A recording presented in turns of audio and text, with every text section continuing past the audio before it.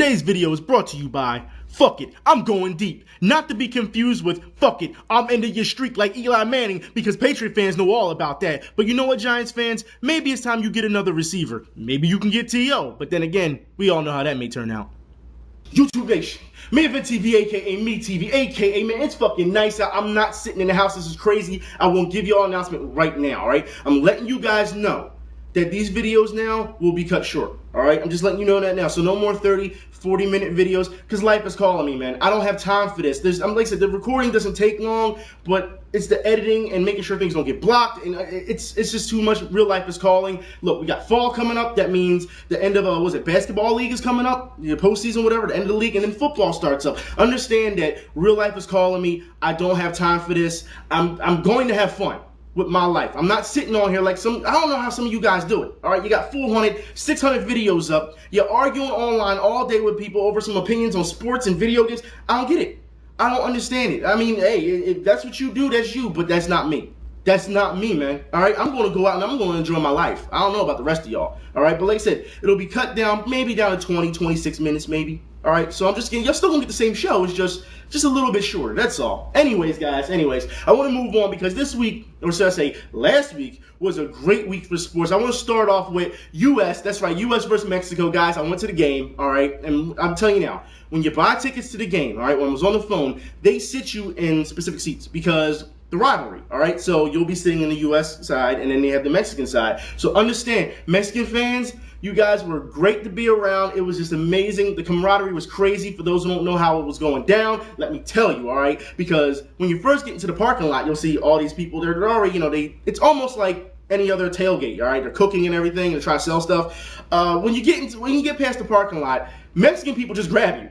They just grab you, right? Why? Because it's camaraderie. They want to take pictures and videos. So they're just like, hey, come here, get in this picture. Yeah, Mexico, U.S. It was just amazing. The energy was crazy, all right? It was great. But however, I will say this. There were some U.S. fans that tried to ruin it. Yeah, because even just going to the parking lot, there was guys walking around waving the Confederate flag, and they're like, don't tell me, and they're already drunk. They're like 19. They're already drunk. Yes, they're not even of age, all right? Drunk as hell, flying around the Confederate flag, and it's just like, come on, guy. You know that flag has history. You know somebody's going to get offended. You know what I mean? Like, they didn't care. Don't tell me how to, represent my country. And I'm like, come on, really? You hurting exactly what this is about. You know what I mean? But when you get into your seats, all right? Because it was the U.S., like I said, U.S. side and there's the Mexico side, but you're right next to each other, all right? The different sections, all right? So when they get in, I'll tell you, the chants are crazy. The chants is crazy. Look, when Howard, the U.S. goalkeeper Howard, decided to kick the ball, Mexico would say, oh, puto! And it's like, it was great every time on cue. You know what I'm saying? Every time. And the U.S. fans is like, now, I understand what that means, so I'm laughing the whole time, all right? But U.S. fans was like, we don't know what that means. What does that mean? Can someone tell us? And I'm like, I'm not going to tell you, And like after the first half, U.S. fans got up at their seat and walked over to the Mexican and was like, excuse me, can you tell us what that means, what you're saying? And they're like, nah, we're not telling you. We're not telling you. Because, they don't want to get people get offended, but they're saying it in their own language. However, the U.S. had their own chant, because every time the Mexican goalkeeper kicked, they would say, you suck, asshole! So, yeah, so it was constant. Like, the energy was crazy, man. It was an amazing thing. Listen, I've been to playoff games, rowdy playoff games, and all types of sports, but soccer takes the cake. I mean, God, look, afterwards, I even felt like going online, finding some tickets to overseas to go get the full experience. You know what I'm saying? Because that's their primary sport over there in any country pretty much overseas other than the U.S. So, their primary isn't basketball, football, baseball, stuff like that.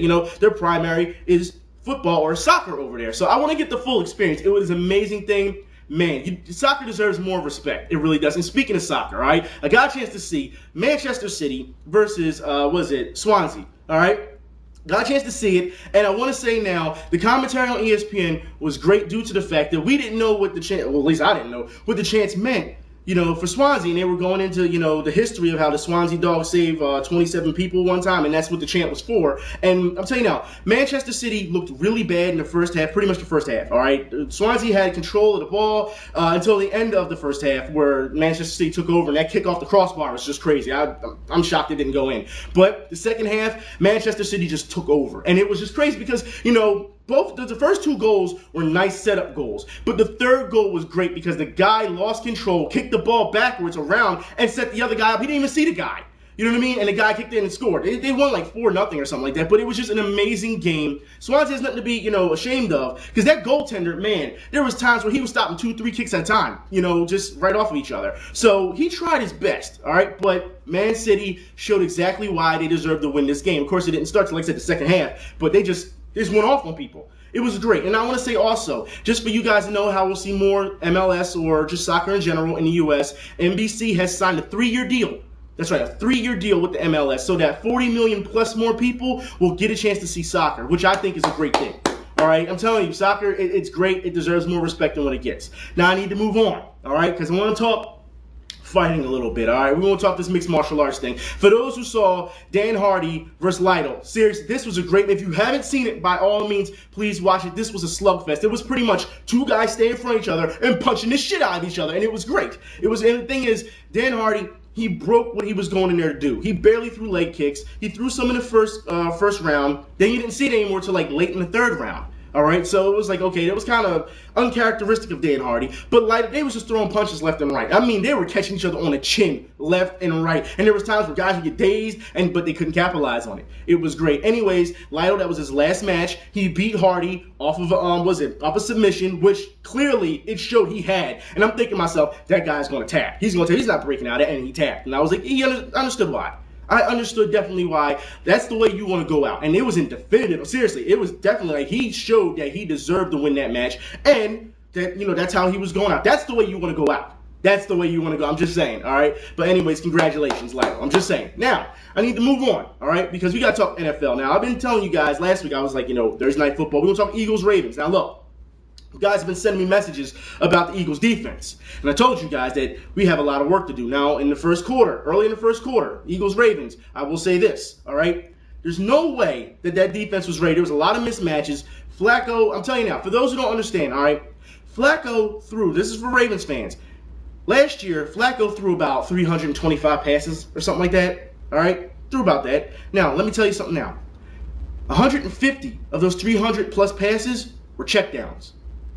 Just let you know. All right. Now, I will say this. Flacco looked okay, against our defense early. However, once the defense settled in, you was in trouble. All right, you was in trouble. As you can see, you got Cole on one side. All right. I mean, you're not stopping Cole one-on-one. You're just not. All right.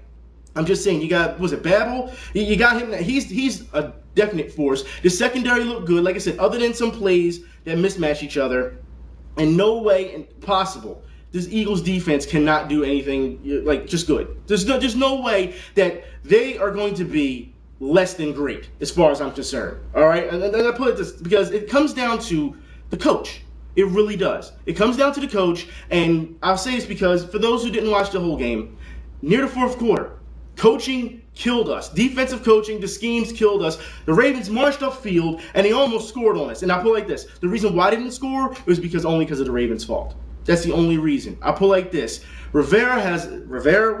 Castillo. He has a lot to learn, all right? I'm telling you this, the mismatches in the defensive schemes did not work. I understand that you got your third stringers in or whatever, because the second stringers, they look really disciplined throughout the game too, all right? So the scheme is working. It's just certain plays he's calling, especially when they get momentum, the other team gets momentum, he gets put in a hole, he gets stuck, all right? He has to work on it. I understand it's preseason. I understand that, all right? And I keep telling you guys that preseason is very important. And some of you guys last year said, no, it's not important. It's not. No, it's very important. Players get hurt now if you haven't watched any other games. Seriously. And then you got players, I'm going to look like this, all right? I'm getting real tired of wide receivers complaining when they're touched for the ball. But on the same side, I'm tired of D-backs, doing penalties and pass interference and then acting like they ain't do anything.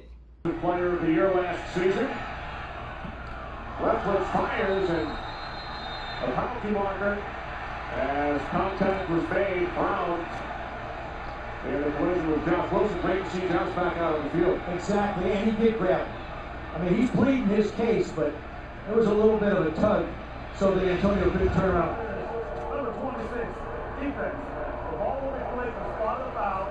Automatic first down. Now watch this. A little bit of an arm pull. Yeah, it's sort of hard to get away with that one when it's just you and him out in the middle of nowhere.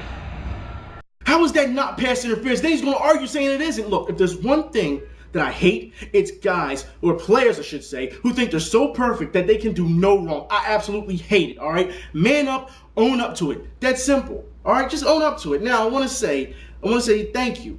All right, to the Dallas Cowboys, yes, because for those who don't know, last week they played the Denver Broncos, right? And the highlights of the game was just Tim Tebow eating dirt. That's all it was. And it was great to see Tim Tebow would try to run, he'd get hit. He'd try to drop back, he would get hit. And I don't understand that these guys in Denver, these fans in Denver, all right, they're just hyping Tim Tebow up. I don't understand this quarterback controversy. Like, we talked about this before. All right, there's no controversy. Kyle Orton is your starter. And they tried to show on ESPN the highlight of Kyle Orton, how he had 3 plays to get into the end zone. He was on the goal line, and he couldn't get into the end zone. They called 3 pass plays, all right? Yes, and he couldn't get into the end zone. Look, I'm not blaming Kyle Orton for that, all right? That's a coaching problem. Why are you calling 3 pass plays in the end zone anyway when you're on the goal line? No, you make your O-line earn that paycheck, and you run the ball in. Then you wonder why John Fox was thrown out of Carolina. Then you wonder why. Look, Kyle Orton didn't have a big receiver to throw to the flare out. He threw one to one guy, but he was already out of bounds. There's no room to throw. You run the ball in that sense. Like, there's no. Or even play action or something. But come on, you're calling 3 predictable pass plays, and you expect him to get in the end zone with that? It almost feels like it's a setup. It almost does. All right? Now I want to say this, all right, guys? Because for those who didn't see the Monday night game, the hilarious Monday night game last night, the Texans versus the Jets. Look, the Jets had a chance in the end to win this game, but that receiver dropped the ball, and it was hilarious. And Rex Ryan is hilarious to watch on the sidelines because he's like, fuck you, fuck this. He's taking his headset, he's throwing it down, and the commentator's like, well, he's got to calm that down. Disney does run this station. And I'm just laughing because I'm like, this guy is a sideshow. That's all he is. Yeah, he may be a good coach, but come on, this guy, I appreciate that he wears his emotions on his sleeve. I appreciate it because I know how that feels, if anyone. But you can't be throwing down headsets and shit. It was hilarious. He's like, catch the fucking ball. I'm just saying, all right? Was it Mark Sanchez did not look that good. Just didn't, all right? The young guy, was it McElroy? He came and looked pretty good. I mean, for what he had to work with. He looked pretty good, all right? The Texans' pass defense still looked kind of bad, but the Russian defense was pretty good, all right? Shaw looked good, but I don't think he played enough. Of course, it's only preseason. But the best thing about this game was the Texan fans. They took preseason seriously. They took it seriously. And that's what I like to see. All right, now, I got to move on to Washington. All right? For those who don't know, I said in the beginning, all right? Rex Grossman thinks that the Washington Redskins are going to win the NFC East. First off, oh, come on, man. Stop. All right, you're putting your fans through all types of just heart attacks and everything. No.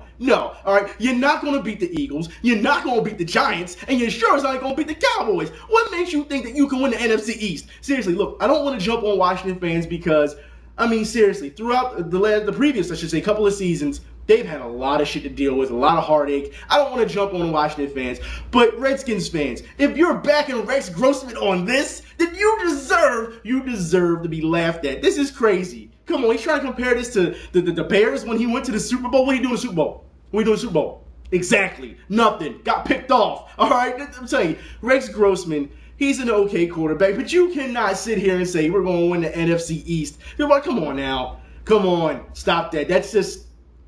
No. I'm just saying. No, but in more Washington news, I have to keep going Washington, all right? For those who don't know, the Washington Nationals. Now, look, I did a video last year about Jason Marquis talking shit about Ryan Howard. Well, for those who don't know, now that we're in this year, the Washington Nationals has traded Jason Marquis to the Houston Astros to the Arizona D-backs, right? So, here's the funny part. All right, Jason Marquis gets out there this week, and he tries to, he gets out there just to play, and he breaks his leg while throwing a pitch off the mound. Yes. All right, so this is funny because he throws the ball, and he hits the batter in the leg. The batter goes down holding the leg. Then Jason Marquis falls down and starts holding his leg. I'm like, are you serious? So both guys are on the ground holding their leg. You gotta be kidding me, man. It's a joke. And they're trying to say, well, he always, he didn't know, but he had a broken leg before he went out there. That's bullshit. That's bullshit. I'm not buying it, baseball, because as you know, when you try to trade a player, they have to, or go through waivers or whatever. They have to go through all those physicals and tests before they can even make the trade, all right? I'm not trying to hear that the leg was broken or the foot was broken before he got on the team and threw a pitch. I'm not trying to hear that, all right? Because if that team knew that something was wrong with him health-wise, they sure as hell wouldn't have got him. The deal wouldn't have went through, all right? Now, I want to say more baseball news. I want you to listen up, NL guys, all right? Especially on the West. Understand this, all right? The Phillies, that's right, the Philadelphia Phillies will be playing in the playoffs, postseason, whenever it happens, we'll be playing whoever the winner of the West is, whoever the D-backs or the Giants, whoever, all right? Because they've already said that the Atlanta Braves will win the wild card, which we expect because of their record, and they did it last year, all right? So the Atlanta Braves will play more likely the Milwaukee Brewers first, and we will take on whoever wins the West, meaning the Giants or the D-backs, so either we're going to have the rivalry or we're not. I don't understand it, guys. I'm put it like this, all right? Whoever we play first, it's going to be a hell of a series, and I expect the Phillies to just bowl through whoever, to be quite honest. I really do, all right? The Giants, I will say this, Giants fans, I saw what happened last night against Atlanta. You had Brian Wilson, you had Beardo. He was out there, and let me say it now, I saw that he blew those saves, and he blew that bad, too. I mean, he gave up a lot of runs, and he blew the game, but I will say this. That was his 5th blown save in, 45, 50 games? So I'm not going to jump on the guy. Really not. He's still a good closer. Still a good closer. I don't like him, but he's still a good closer. Now, I want to move on because I want to say this. You guys have been sending me a lot of messages about the event status spotlight player of the week, and some of these videos I could not use because they were blocked. Yes, they were blocked by certain organizations and I couldn't do it. However, the one that I felt deserved the most, which a lot of you guys actually sent me, a great amount of you guys, an abundant, I should say, amount of you guys sent me, was my event status that did go through. Spotlight Player of the Week, which goes to Brad Meester for his charity work. I sure say not charity work, but just caring about people in general. Check this out. Here to share their story, Jags center Brad Meester and the Ackerstrom family. 6-year-old Luke, his mom and dad Brandy and Magnus, and his younger brother Abram as well. Thanks to all of you for being with us this morning. Thank you. Thank you. Brandy, Brad, I'm going to start with you. I want you to go back to the first time when you met Luke. He had suffered a seizure at the end of December, couldn't even sit up by himself in January from what I read, and he was in the hospital, doctors trying to figure out what was wrong. So how did you come into each other's lives? It was back in February, and Ryan Robinson, our PR guy, had called me, my wife and I, and asked if we wanted to go to the hospital to see this little boy. And we said yes. We had the opportunity to go. And the instant we got there, it changed our lives. We got to Brooks Rehab, and he was there. He was in a room doing therapy, and we could hear him in there crying. And we knocked on the door, and he came out, and he gave us this huge smile that just lit it, lit up the entire place. And from then on, we couldn't stop going back to see him and just see the progress he kept making every week. I know Luke's a little fidgety this morning. I don't know if you can ask him, what does he remember about the first time he saw you, Brad? Oh, Luke, do you remember meeting Mr. Brad Meester for the very first time? Yes. You do? What do you think about that? Fun. It was good, he said. Brandy and Magnus, how about for you? Doctors are trying to diagnose what turned out to be this rare form of encephalitis in Luke. So what did the visit from Brad and his family, and they continued, what did those mean to you? Well, initially when we first met Brad Meester and his family, we just thought it was amazing that someone would take time out of their schedule just to come visit our little boy, and we thought it was amazing. We thought it was great, and Luke was so excited. He lit up. He was having a very hard day at therapy, and it stopped him from thinking about therapy, and it was exciting for him. But what has meant the most to us is Brad Meester and his wife and 4 girls have continued to visit him every week, and they have formed a genuine relationship. Luke calls him his best friend. Oh, it's great to hear. Magnus, when you watched this relationship building and watched what Luke was like when the Meester family was around, what was the difference in Luke when they were around versus when they weren't? It was great. It made a big difference. I still remember Brad's visit to Brooks Rehab when he was crying. It was after speech. And when he saw Brad and his wife Jamie, he lit up. He was very excited, and that has continued. From every time he sees Brad during his visits, he just lights up, and that's one of the highlights of the day. And what's also amazing is that Brad will stay during like hours at the time and just hold Luke and sit by him and really visit with him. and that makes a huge difference for Luke. Brad, that's incredible. I mean, we see a lot of guys go out to hospitals and spend a little time, but this is a lot of your time. What has this meant to you and your family? It's meant a lot to our family. You know, anytime we tell the girls, you know, I've got 4 girls, anytime that we tell them that we're going to see Luke, I mean, they jump at the opportunity. I mean, they're like family to us. They love seeing him, and they just, you know, they want to be there for him. And he's really been an inspiration for us and everything he's done, just how he's never given up. And it's just like, you know, all the challenges that he has faced, every time we see him, he's got that huge smile on his face, and you know, he meets every challenge he has head on with a big grin. Brandy, take me to that morning that you were going to Jags camp. What was it that Luke said to you about Jaguars and why he needed to walk or run? Well, the morning started out with Luke waking up at 5 a.m. saying it was time to go to the Jaguar practice, and we had to remind him that he did not need to be there until 10:30. He was very, very excited. For weeks before that, when Brad initially invited Luke and his friends to the practice, Luke was continually told his therapist, I need to walk. I want to walk to Brad Meester. I want to walk to Brad Meester on the field. And he was telling his physical therapist that he needed to walk. He needed to walk to him. And then he told me in the car, leaving therapy, he said, Mommy, I need to walk. I need to walk because Jaguars don't roll, they run. So most definitely Brad instilled that confidence and that determination in him that we could have never done. So he was determined at that practice to walk. So Brad, and he did for the first time. It's incredible. Brad, what was that moment like? Take us through it as Luke was walking towards you.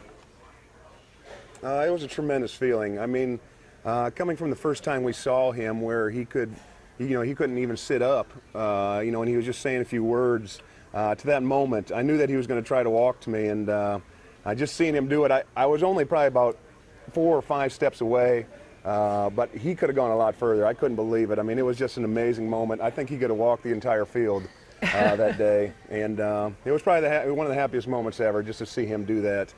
It was definitely a great moment. Magnus, what was that like watching your son take those unassisted steps? It's amazing. It's such a great feeling. Because really at home, all we had seen was, or what I would do with Luke would be to hold his hand, just making sure that he had some assistance, and to let him go into Brad's arms. That was amazing. And those 5 steps were huge. And I understand the whole team, everybody was watching. Brandy, as you're watching that moment, and I guess he had more time even with Maurice Jones-Drew walking around there, can you even explain what that atmosphere was like? It's so hard to put into words. The entire team, it seemed like they were just supporting him and willing him on.